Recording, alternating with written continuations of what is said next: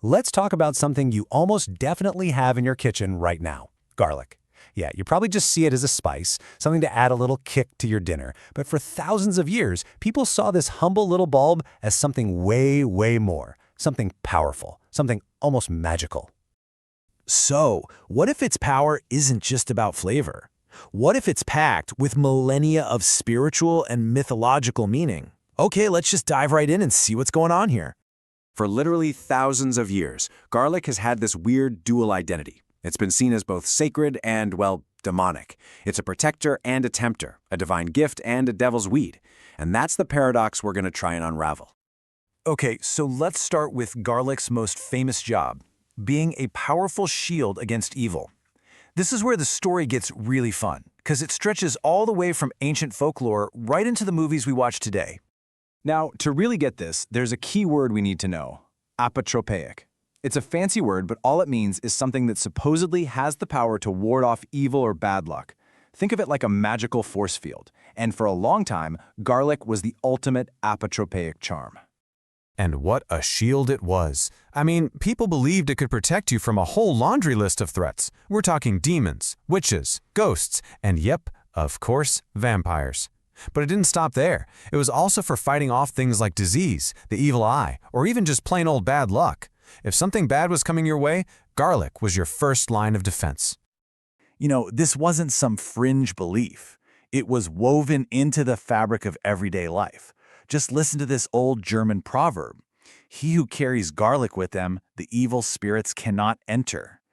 And people took that literally. They'd carry clothes in their pockets or hang entire braids of garlic over their doors.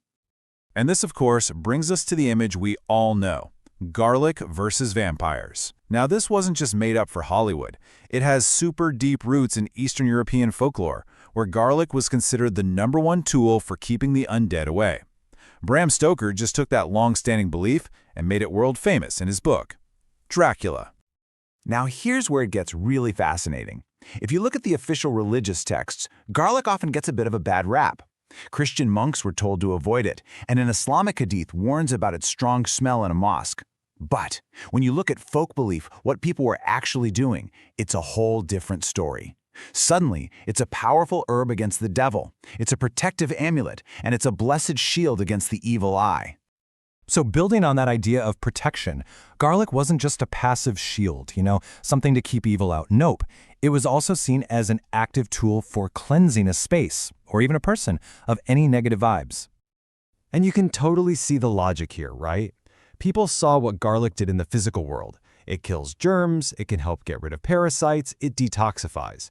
So for them, it was a totally natural leap to think, hey, if it can do that for the body, it must be able to do the same for the soul. So physical cleansing became spiritual cleansing, driving out bad energy and purifying a room. A perfect example of this was the practice of fumigating with garlic. During the Rauhnächte, those 12 mystical nights between Christmas and Epiphany, a time people thought was spiritually charged and a little bit dangerous, they would burn garlic, almost like incense. The idea was to smoke cleanse their homes of any evil spirits or witches hanging around from the old year. I mean, this powerful Russian proverb just sums it all up perfectly. Eat garlic and do not be afraid of death. Death will be afraid of you. The physical strength you got from garlic, that resistance to sickness, was seen as a direct metaphor for spiritual power. If your body could fight off disease, your soul could fight off death itself. Okay, but here's the big twist. For all of its holy, protective powers, garlic had a dark side, a really dark side.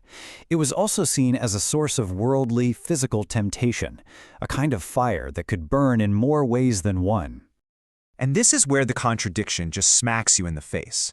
On one hand, garlic was praised as an aphrodisiac. It was said to heat the blood, and the Talmud even recommended it to help with fertility. But then, on the other hand, it was seen as a tool for chastity. Priests and monks stayed away from it specifically because it was thought to stir up unchaste desires. And hey, this wasn't just a Western idea. In Eastern traditions, like in yoga and Buddhism, garlic is often off limits. It's considered tamasic, which is a quality linked with darkness, ignorance, and our more base instincts. The belief is that its stimulating nature just stirs up the mind and gets in the way of the mental clarity you need for meditation. So, that leaves us with the million-dollar question.